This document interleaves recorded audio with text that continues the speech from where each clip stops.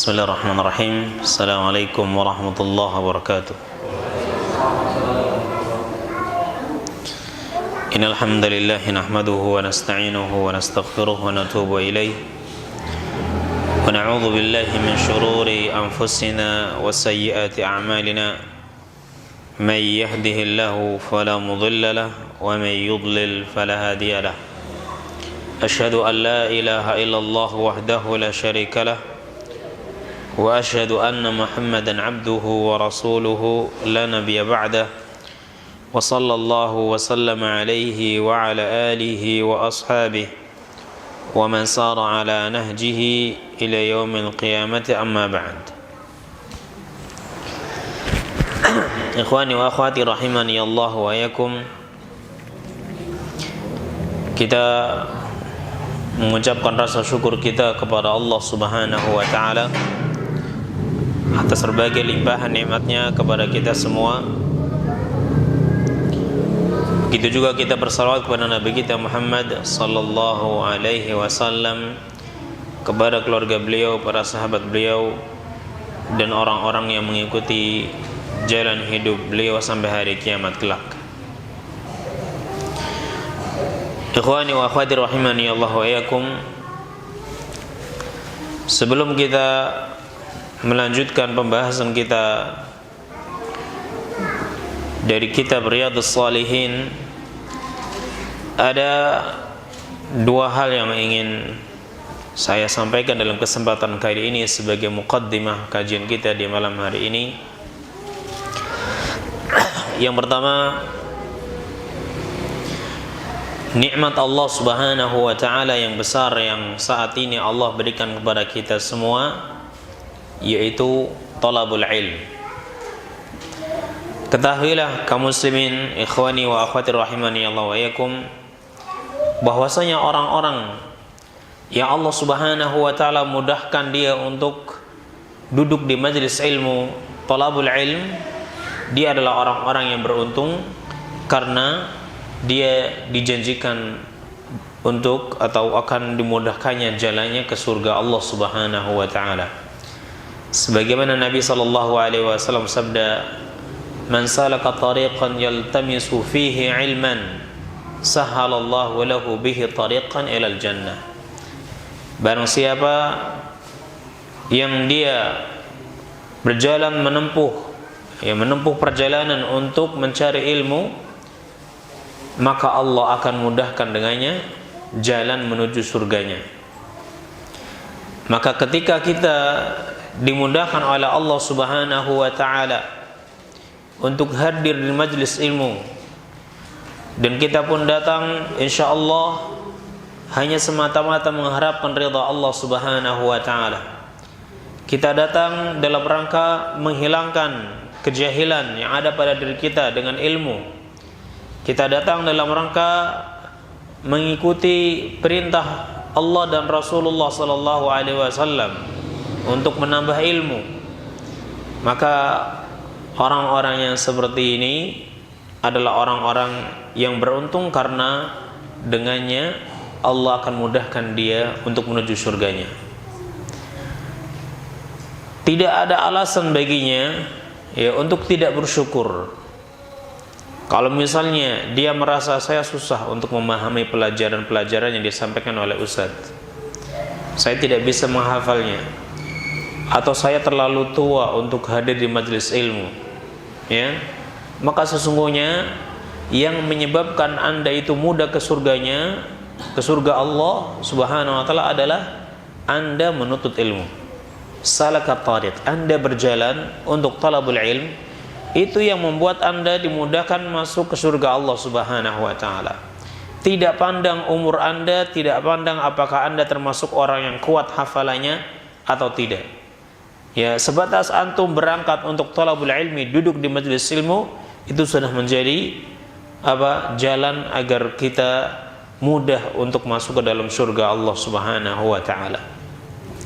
Maka ini adalah nikmat yang besar yang Allah karuniakan kepada kita semua, di mana kita diberikan taufik oleh Allah Subhanahu wa taala untuk melangkahkan kaki kita ke majelis ilmu yang kita duduk di situ, semata-mata karena mengharapkan ilmu dari Allah Subhanahu wa taala, ya, melalui guru-guru kita yang mengajarkan kepada kita. Ini yang pertama. Yang kedua, betapa bahagianya orang yang menuntut ilmu, terutama ilmu-ilmu hadis. Kenapa demikian? Karena orang yang menuntut ilmu, terutama ilmu hadis, dia akan banyak menyebut nama Nabi sallallahu alaihi wasallam dan berselawat kepadanya. Dan ini merupakan salah satu bukti cinta kita kepada Nabi sallallahu alaihi wasallam. Karena mencintai Nabi adalah rukun, ya, adalah syarat daripada sahnya atau sempurnanya iman seseorang. Ya, mencintai Nabi SAW adalah salah satu syarat daripada sempurnanya iman seseorang. Nabi sallallahu alaihi wasallam sabda, "La yu'minu ahadukum hatta akuna ahabba ilaihi min walidihi wa waladihi wan nasi ajma'in." Tidaklah beriman salah seorang di antara kalian sampai aku lebih dia cintai daripada dirinya sendiri, daripada ayahnya, anaknya, dan juga dari seluruh manusia. Dan salah satu bukti cinta kita kepada Nabi sallallahu alaihi wasallam adalah kita senang untuk menyebut namanya dan kita berselawat ketika disebutkan nama beliau sallallahu alaihi wasallam. Karena seorang kekasih, ya, dia akan senang ketika menyebutkan nama kekasihnya. Dan kekasih kita adalah Nabi kita sallallahu alaihi wasallam, dan beliau adalah Khalilur Rahman. Maka betapa beruntungnya orang-orang yang mereka duduk di majlis ilmu, ya, membahas hadis-hadis Nabi dibacakan di situ, karena dengan demikian dia akan senantiasa mendengar nama Nabinya disebut dan akan berselawat setiap kali dia mendengar nama Nabi Muhammad sallallahu alaihi wasallam itu disebut. Ada seorang sahabat yang dia berkata kepada Nabi sallallahu alaihi wasallam ketika dia telah membantu Nabi sallallahu alaihi wasallam. Nabi sallallahu alaihi wasallam biasa memberikan balasan kepada orang yang berbuat baik kepada beliau, ya. Dan Nabi sallallahu alaihi wasallam menganjurkan kepada kita untuk melakukan seperti itu. Man sana'a ilaika ma'rufan fakafi'uh. Siapa saja yang berbuat baik kepadamu, maka balasilah. Ya. Kalau engkau tidak mampu untuk membalasinya, maka doakanlah sebanyak mungkin sampai engkau merasa bahwa Anda telah bisa membalas kebaikannya dengan doa-doa Anda, dengan doa-doa tersebut.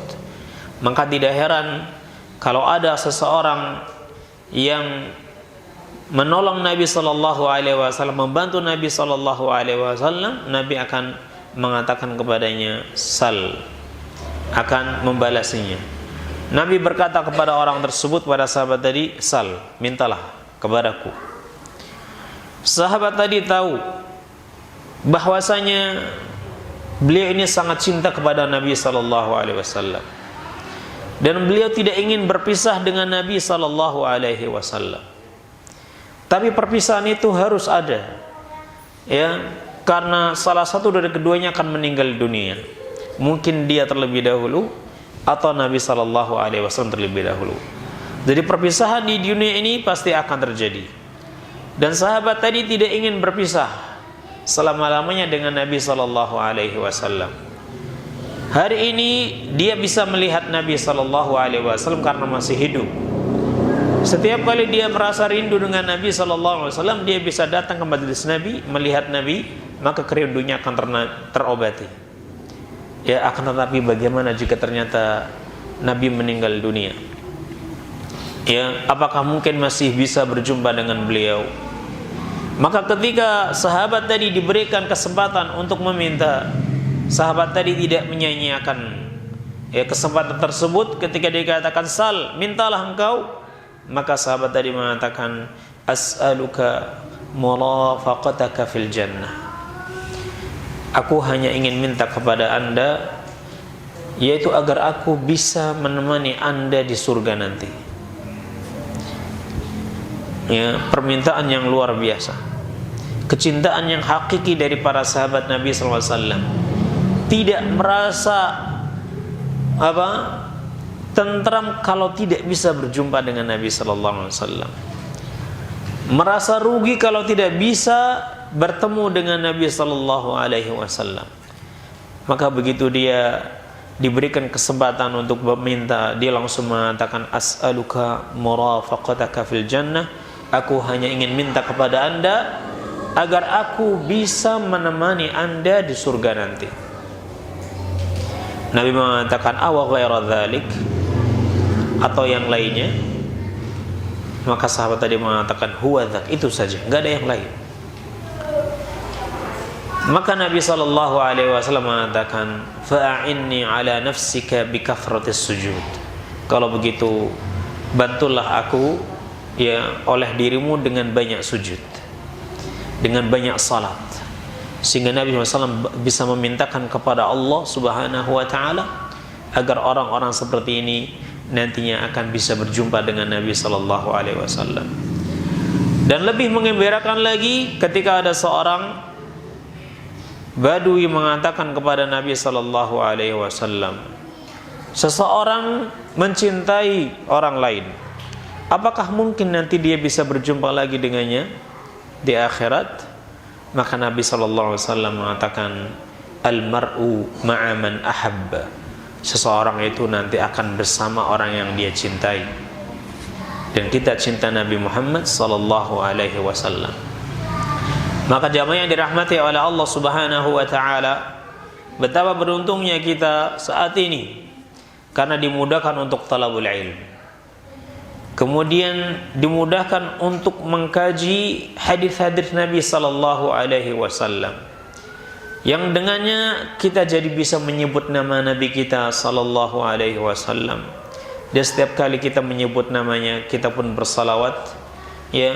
Dan orang yang banyak bersalawat Nabi kepada Nabi sallallahu alaihi wasallam, maka dia memiliki kesempatan yang luas untuk bisa mendapatkan syafaat beliau nanti di yaumil qiyamah, ya, dari Allah Subhanahu wa Ta'ala. Maka hendaknya kita merasakan betapa agungnya nikmat Allah yang saat ini kita diberikan ya olehnya dengannya, dan hendaknya kita jaga nikmat tersebut. Ya, di saat kita merasa lelah, di saat kita merasa futur, merasa bete, merasa malas, maka ingatlah, sesungguhnya yang Anda tinggalkan itu adalah nama Nabi sallallahu alaihi wasallam. Sesungguhnya yang Anda tinggalkan tadi, yang Anda malas untuk hadir ke sana, untuk hadir ke tempat tersebut, adalah jalan yang bisa mengantarkan Anda kepada surga Allah Subhanahu wa Ta'ala. Sehingga rasa malas tadi ya akan hilang ketika Anda mengingat akan nikmat tersebut, akan nikmat ini. Sehingga rasa berat itu akan hilang dari kita ketika kita mengingat akan nikmat ini, nikmat talabul ilm dan nikmat menyebut nama Nabi kita sallallahu alaihi wasallam. Ini muqaddimah yang ingin saya sampaikan sebagai motivasi ya bagi diri saya dan juga kepada diri antum semua, ya, agar terus bersemangat dalam talabul ilm, terlebih lagi mempelajari sunnah-sunnah Nabi kita Muhammad sallallahu alaihi wasallam. Hadis yang berikutnya yang dibawakan oleh al-muallif rahimahullah, dan setiap kali kita menyebut muallif ini kita doakan juga rahimahullah, semoga Allah merahmatinya, yang menyayanginya, karena dengan perantara beliau kita jadi mengetahui hadis-hadis Nabi sallallahu alaihi wasallam dan bisa membacanya. Maka setiap kali kita membaca hadis-hadis ini, maka mereka para ulama yang telah mengumpulkan hadis ini, ya, hadis-hadis Nabi ini, mereka memiliki keutamaan atas kita semua, ya. Nah, karena mereka dengannya, ya, dengan wasilah mereka kita bisa membaca hadis-hadis Nabi sallallahu alaihi wasallam, kita bisa menyebutkan nama Nabi kita sallallahu alaihi wasallam. Maka kita senantiasa mendoakan ahlul hadis ya, karena dengan perantara mereka Allah Subhanahu wa taala kenalkan kita dengan agama Allah, ya, dengan perantara mereka kita dimudahkan oleh Allah untuk menyebut nama Nabi kita sebagai salah satu bentuk cintanya kita kepada Nabi kita sallallahu alaihi wasallam. Qala al-Imam an-Nawawi rahimahullah, ya, dalam kitab Riyadhus Shalihin, hadis yang ke-144. Wa 'an Ibnu Mas'ud radhiyallahu anhu anna an-nabiy sallallahu alaihi wasallam qala halakal mutanatti'un qala thalathan rawahu Muslim. Dari Abdullah bin Mas'ud, semoga Allah meridainya, bahwasanya Nabi sallallahu alaihi wasallam bersabda halakal mutanatti'un, dan beliau mengucapkannya 3 kali, halakal mutanatti'un, halakal mutanatti'un, halakal mutanatti'un. Halaka artinya kehancuran, hancurlah al-mutanatti'un, ya, binasalah al-mutanatti'un. Ya, al-mutanatti'un tanattu', ya, dari fi'il tanattu', tanatta'a yatanatta'u, perlakunya disebut mutanatti', ya, dan jamaknya mutanatti'un. Al-mutanatti'un al-muta'ammiqun al-mutasyaddiduna fi ghairi mawdi'it tasydid. Mutanatti' itu artinya orang yang berlebih-lebihan, orang yang ekstrim bukan pada tempatnya dalam masalah agama. Orang yang berlebih-lebihan dalam masalah agama, ya, yang bukan pada tempatnya. Yang mana sikap berlebih-lebihan tadi, ya, tidak mendatangkan manfaat baik untuk dunianya maupun untuk agamanya. Bahkan sikap berlebih-lebihan tadi, sikap ekstrim tadi, menjadikan seseorang jatuh dalam kehancuran, ya, dalam kebinasaan.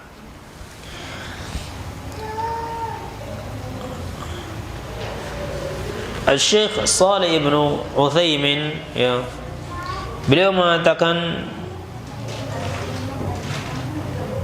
wanzur ila qissati bani Israil hina qatalu qatilan fadara'u fihi wa tanaza'u hatta kadatil fitnah an tasuda bainahum. Ya, di antara bentuk tanattu' ini, ya, adalah seperti kisah tentang Bani Israel, di mana mereka, ya, sebagian mereka ini telah membunuh seseorang. Ada yang membunuh seseorang dan tidak diketahui pembunuhnya siapa. Maka orang-orang ini mengatakan, oh fulan ini, kelompok fulan yang membunuh. Ya, kampung yang satu mengatakan, ya kalian yang membunuh, dari kalian yang bunuh orang ini. Ya, nah, akhirnya hampir-hampir saja terjadi peperangan di antara mereka, ya, gara-gara saling menuduh, saling mengingkari siapa yang membunuh laki-laki ini. Kalaulah mereka datang kepada Nabi Musa alaihissalam saat itu dan meminta, ya, pendapatnya, maka akan didapatkan jawabannya. Maka mereka pun datang kepada Nabi Musa setelah cekcok, ya, percekcokan dan hampir-hampir menjadikan mereka perang di antara mereka. Ya, mereka bertanya kepada Nabi Musa alaihissalam, Nabi Musa memberi jalan keluarnya. Innallaha ya'murukum an tadhbahu baqarah. Ya, sesungguhnya Allah memerintahkan kalian untuk apa?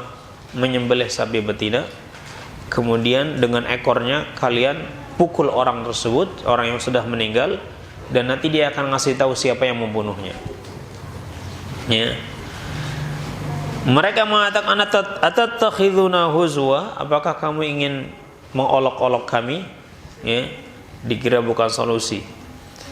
Ya, akhirnya Nabi Musa mengatakan ini benar-benar dari Allah, bukan main-main. Apakah mereka langsung mencari sapi betina kemudian disembelih? Tidak. Mereka terlalu ekstrim dalam masalah ini, terlalu dalam, ya, dalam masalah ini. Mereka bertanya, qalu ud'u lana rabbaka yubayyin lana ma hi. Ya, mereka bertanya, ya, tolong tanyakan kepada Rabbmu, ya, untuk menjelaskan sapi seperti apa itu. Ya, dijelaskan, ya, sapinya adalah sapi yang tidak pernah digunakan untuk apa? Menggembala. Ditanya lagi, ud'u lana rabbaka yubayyin lana ma launuha. Tolong tanyakan kepada Rabbmu warnanya apa. Ya. Apakah penting bertanya tentang warna sapinya? Kan tidak ada perintah. Di awal perintah, mereka hanya diperintahkan untuk sembelih sapi betina. Kalau mereka menyembelih sapi betina, apapun sapi tersebut, warnanya apa, apakah masih muda atau sudah ya pernah beranak, ya selama mereka menyembelih, mereka sudah menunaikan kewajiban. Akan tetapi Imam tuh melihat mereka terlalu mutanattu, terlalu tanattu, ya berlebih-lebihan dalam hal ini. Ya, mereka bertanya sapi yang seperti apa. Ya. Kemudian telah dikasih tahu, mereka bertanya lagi, yaitu warnanya apa.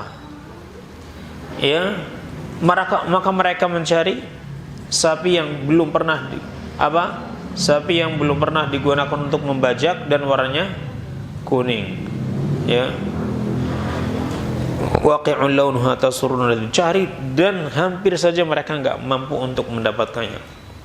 Karena begitu didapatkan, sapi ini milik seorang petani, ya, dan petani itu tidak akan menjualnya kecuali dengan seharga emas yang beratnya seberat sapi ini.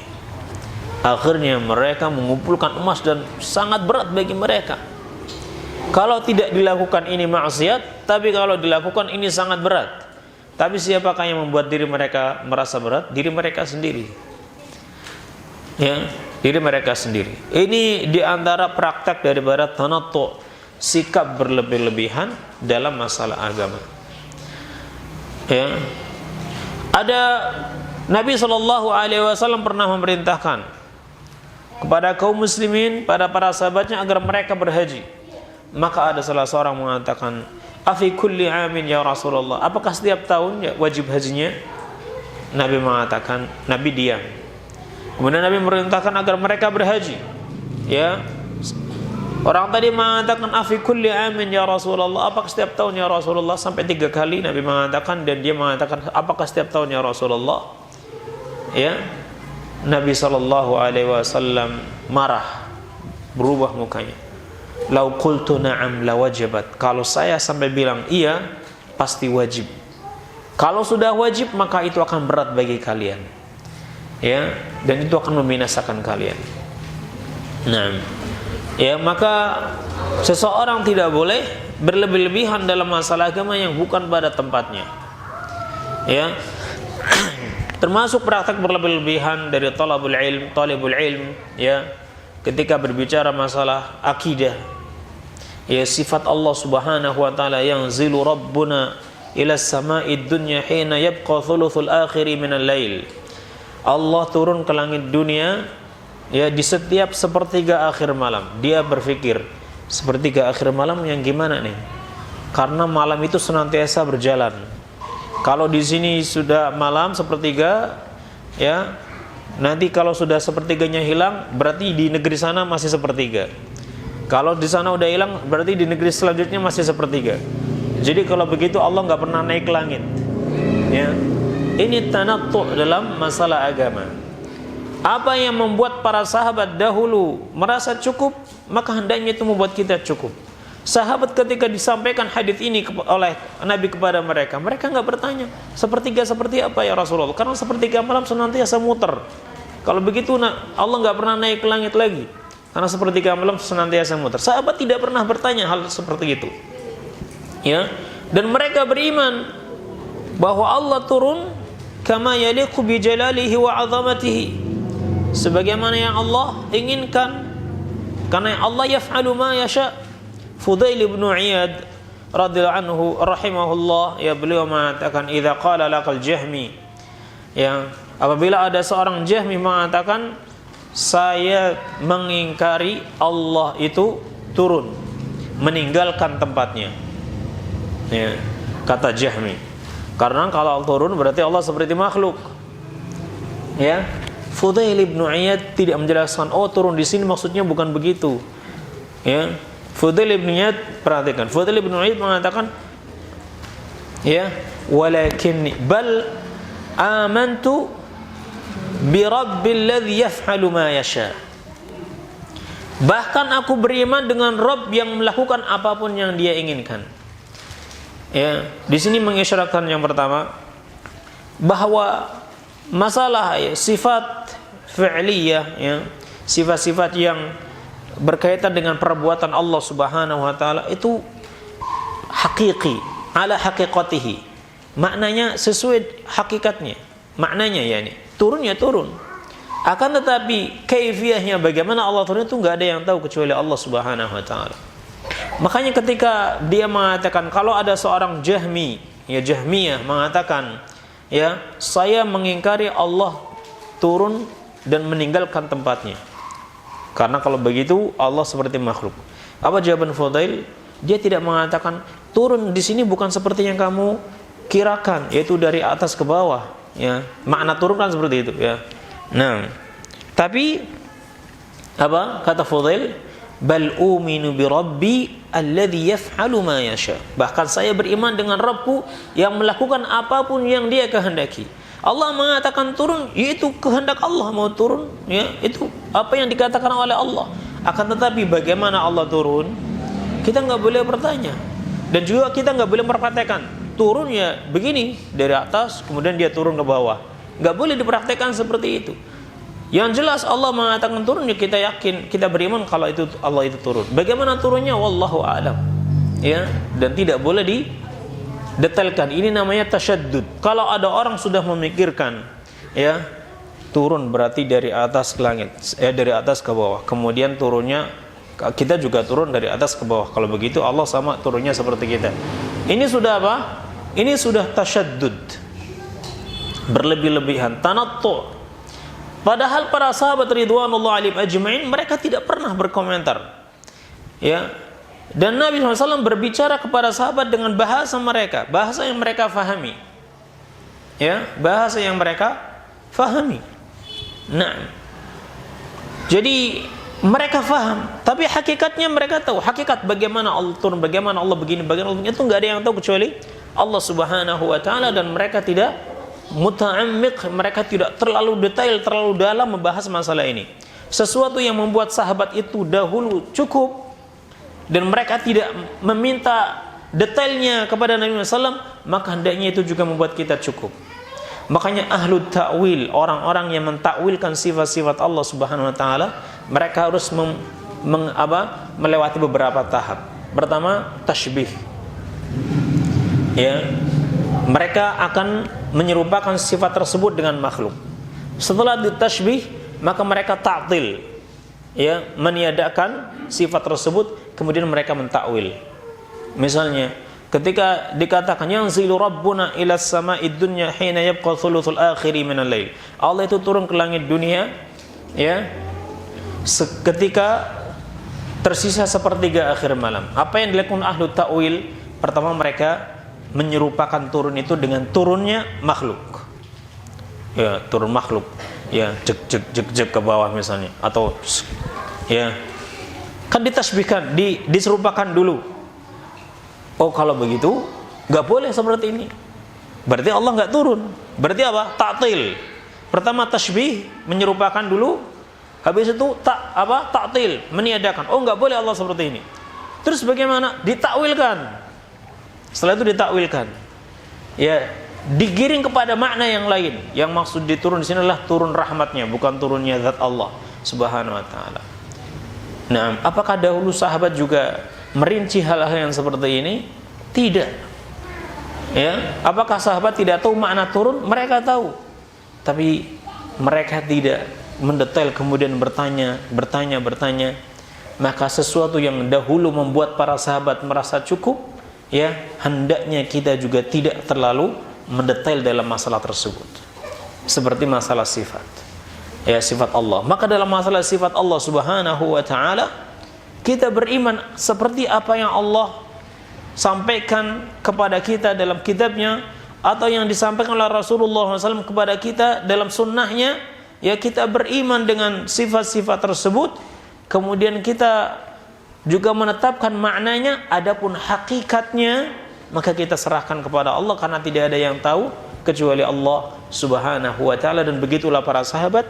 Maka kita tidak mendapatkan satu dalil pun dari para sahabat yang mereka bertanya kepada Nabi, bagaimana sifat Allah yang seperti ini, bagaimana sifat Allah yang seperti ini. Tidak pernah. Para sahabat dikatakan kepada mereka, dan Nabi SAW mengatakan, ya, dengan mengisyaratkan dengan tangannya, inna quluba bani Adam baina isba'aini min asabi ar-Rahman. Beliau dengan mengisyaratkan tangan seperti ini, sesungguhnya, ya, hati anak Adam itu di antara dua jari Allah. Apakah Nabi menyamakan antara jari Allah dengan jari beliau? Tidak. Tapi maksudnya Nabi menetapkan maknanya. Jari, ya, ini maknanya. Tapi hakikat jari Allah Subhanahu wa ta'ala tidak ada yang tahu kecuali Allah Subhanahu wa ta'ala. Dan ini terdapat dalam hadis-hadis yang sahih. Ya, jadi kalau masalah makna, Nabi sallallahu alaihi wasallam itu menetapkan, ya, laisa kamitsli syai' wa huwas samiul basir, dengan mengisyaratkan pada, beliau mengatakan sami' apa? Mendengar, basir yakni melihat, mengisyaratkan kepada, beliau memberikan isyarat pada telinga beliau dan mata beliau. Apakah Nabi SAW menyamakan Allah dengan makhluknya? Tidak. Maksudnya beliau ingin menetapkan makna. Sami' ya jelas maknanya, yaitu pendengaran.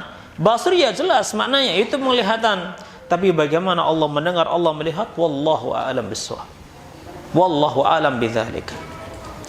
Apakah para sahabat kemudian mengatakan, ya Rasulullah, Anda menyamakan, ya, pendengaran Allah dengan pendengaran makhluk karena Anda mengisyaratkan dengan jari Anda tadi? Tidak.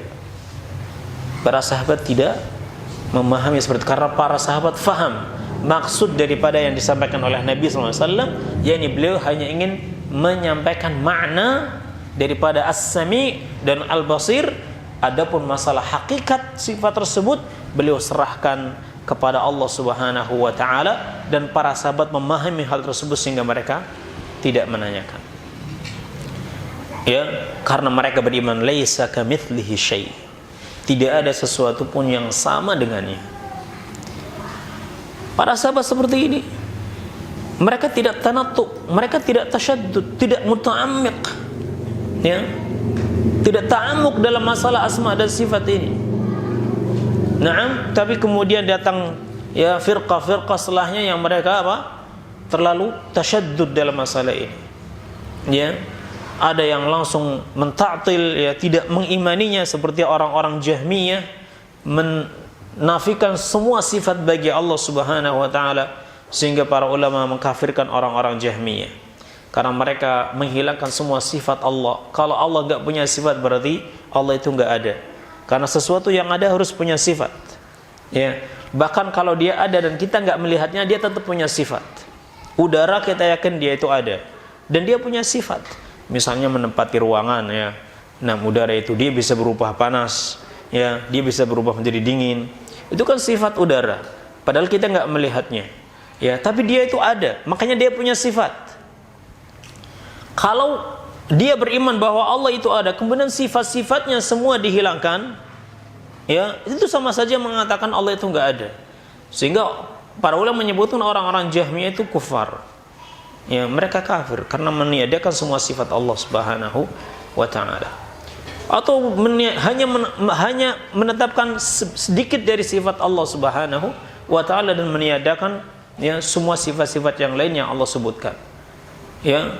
Nah, jadi menetapkan sifat yang sedikit bagi Allah itu bukan berarti kesempurnaan, tapi itu adalah kekurangan. Karena sesuatu yang sempurna, dia akan memiliki sifat yang banyak yang tidak bisa yang tidak bisa dibatasi. Karena kalau dibatasi, yang namanya sesuatu yang dibatasi berarti ada batasnya, ya. Kalau sesuatu sudah dibatasi, berarti ada batasnya. Naam, ada batasnya. Kalau sesuatu ada batasnya, berarti enggak sempurna. Allah Subhanahu wa ta'ala, ya, memiliki nama yang banyak dan sifat yang banyak yang kita tidak mengetahui semua jumlahnya. Kita hanya mengetahui sebagiannya. Makanya di antara doa Nabi sallallahu alaihi wasallam, ya, Allahumma inni as'aluka bikulli ismin huwa lak sammaita bihi nafsak aw anzaltahu fi kitabik aw 'allamtahu ahad min khalqik aw ista'tharta bihi fi ilmil ghaib Ya, aku mohon kepadamu dengan seluruh nama yang itu milikmu, ya, yang kau ajarkan pada seseorang, atau yang kau simpan dalam ilmu ghaib. Jadi di sana ada nama-nama Allah yang kita nggak mengetahuinya. Nama Allah sangat banyak, dan setiap nama dari nama-nama Allah mengandung sifat. Begitu juga sifat Allah SWT. Ya, jadi tidak boleh kita berlebih-lebihan dalam masalah ya agama yang bukan pada tempatnya. Ya, ekstrim dalam masalah agama itu tidak boleh. Ya, yang bukan pada tempatnya. Nah, kalau sikap ekstrim pada tempatnya ya enggak masalah. Ya, Allah Subhanahu wa taala firman, Muhammadur Rasulullah walladzina ma'ahu asyidda'u 'alal kuffari ruhama'u bainahum. Ya, mereka keras terhadap orang-orang kufar. Ya.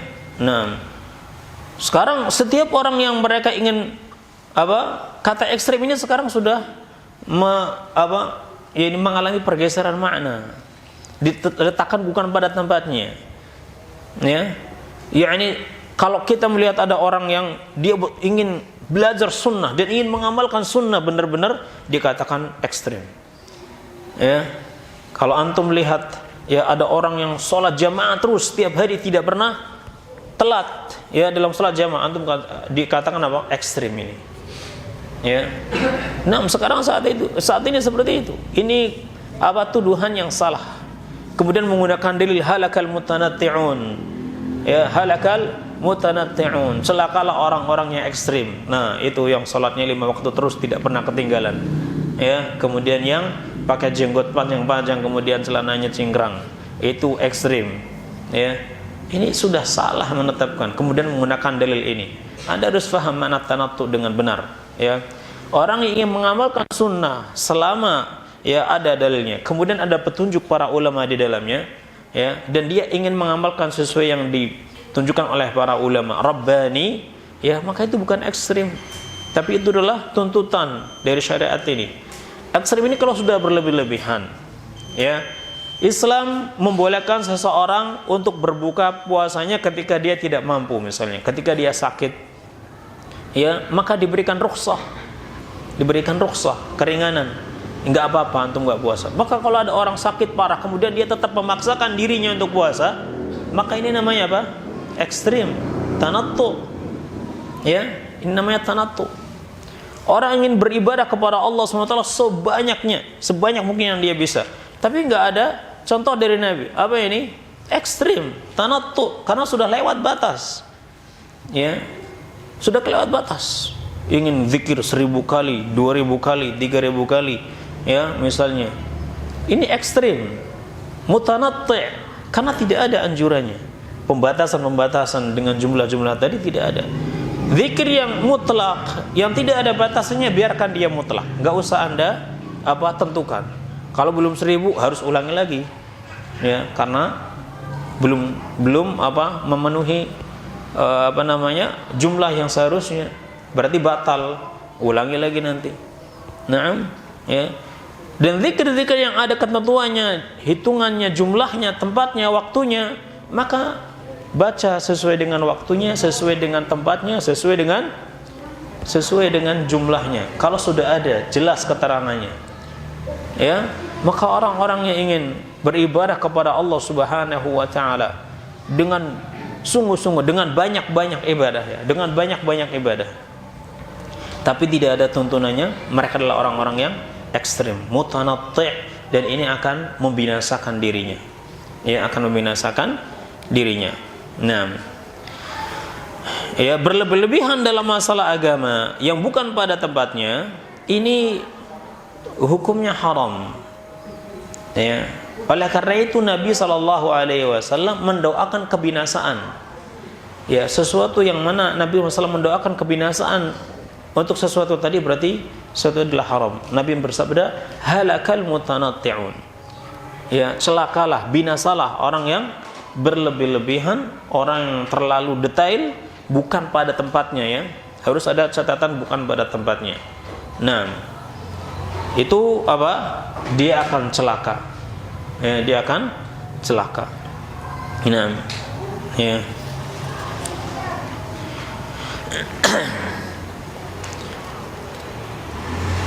Seperti orang misalnya datang hadis Nabi sallallahu alaihi wasallam yang merintahkan dia untuk beramal. Kemudian dia membawakan ihtimalat, kemungkinan. Oh, mungkin maksudnya begini, mungkin maksudnya begini, mungkin maksudnya begini. Akhirnya enggak mengamalkan hadis tadi karena banyak kemungkinan yang dia datangkan, dan tidak ada satupun dari kemungkinan tadi yang dia datangkan itu ada sandarannya, ada dasarnya. Ya, ada dasarnya. Makanya kita harus betul-betul berhati-hati dalam masalah ini. Dan saya wasiatkan pada diri saya dan pada antum, jamaah yang dirahmati oleh Allah Subhanahu wa taala, agar kita betul-betul memohon kepada Allah Subhanahu wa taala untuk dibukakan kepada kita kebenaran. Karena Allah adalah Al-Fattah Al-Alim. Ya, Allah adalah Al-Fattah Al-Alim. Ya, dialah zat yang membuka dan yang mengetahui. Maka kita memohon kepada Allah Subhanahu wa taala untuk dibukakan bagi kita pintu kebenaran. Ya, karena kita sangat butuh kepadanya. Terlebih lagi masalah ilmu ini. Kita mengetahui bahwasanya setiap hari atau setiap waktunya ilmu itu diambil oleh Allah Subhanahu wa taala dan tinggal tersisa sebagiannya. Semakin hari semakin ilmu itu berkurang. Ya. Dan suatu saat ilmu itu akan hilang semua, dan saat itu akan terjadi kiamat. Karena kiamat akan terjadi ketika nama Allah sudah tidak lagi disebutkan di muka bumi ini. Bagaimana itu? Sedikit demi sedikit. Allah Subhanahu wa taala berfirman, Nabi Muhammad SAW bersabda, "Innallaha la yantazi'ul ilma min sudurir rizal ya intiza'an."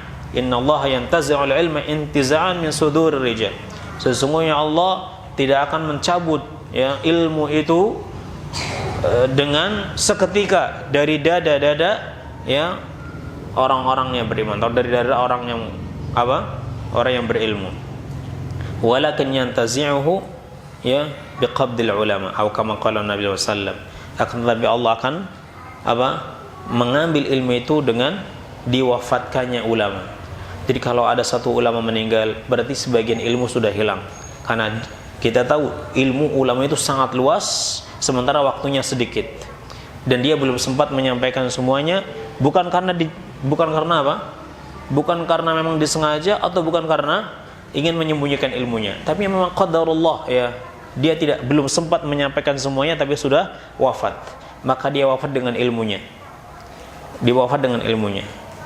Naam, kemudian datang ulama berikutnya, belum sempat dia membaca semua kitab-kitab yang ditulis oleh para ulama, dan belum sempat dia menyampaikan semua yang pernah dia baca dan dipelajari, dia diwafatkan oleh Allah Subhanahu wa taala, maka berkuranglah ilmu tersebut. Generasi berikutnya, mereka tahu ini kitab-kitab para ulama, tapi begitu melihat kitab yang berjilid-jilid sudah ngeri duluan, akhirnya bacanya yang kecil-kecil aja. Baru yang kecil-kecil saja dibaca, dia menyampaikan yang besar-besar belum, dia wafat duluan. Kemudian datang generasi berikutnya dan dia tidak tahu bahasa Arab, dia nggak mau tahu bagaimana cara membaca kitab ini, tapi dia suka belajar, akhirnya dia tahu sedikit dari masalah ilmu, kemudian dia juga meninggal. Datanglah generasi yang dia tidak tahu lagi bagaimana itu ilmu, bagaimana cara beribadah Allah dengan benar. Maka selagi kita bisa untuk menjaga ilmu ini sesuai dengan kemampuan kita, maka lakukan. Karena dengan belajar seperti ini, dengan mengamalkannya, kita menjaga ilmu ini untuk generasi selanjutnya, untuk anak cucu kita. Kalau kita yang saat ini diberikan kesempatan oleh Allah untuk belajar, kemudian kita malas, berarti kita zalim kepada orang-orang setelah kita, karena dengan malasnya kita, padahal kita dahulu mampu, menjadikan ilmu itu semakin berkurang, yang pada akhirnya orang-orang setelahnya tidak tahu lagi bagaimana cara beribadah kepada Allah Subhanahu wa taala. Semoga Allah Subhanahu wa taala memberikan kesabaran bagi kita dan keteguhan dalam thalabul ilm dan dalam mengamalkannya semata-mata karena Allah Subhanahu wa taala, dan kemudian dengannya anak cucu kita masih bisa mengenali tentang Allah, tentang Rasulullah, tentang Nabi, tentang Islam, yang dengannya mereka akan bahagia, ya ketika diamalkan dalam hidup mereka. Ya wallahu a'lam bissawab. Ini saja yang bisa kita bahas pada kesempatan kali ini. Insyaallah kita akan lanjutkan pada kesempatan berikutnya. Subhanakallahumma wa bihamdik asyhadu an la ilaha illa anta astaghfiruka wa atubu ilaik. Assalamualaikum warahmatullahi wabarakatuh.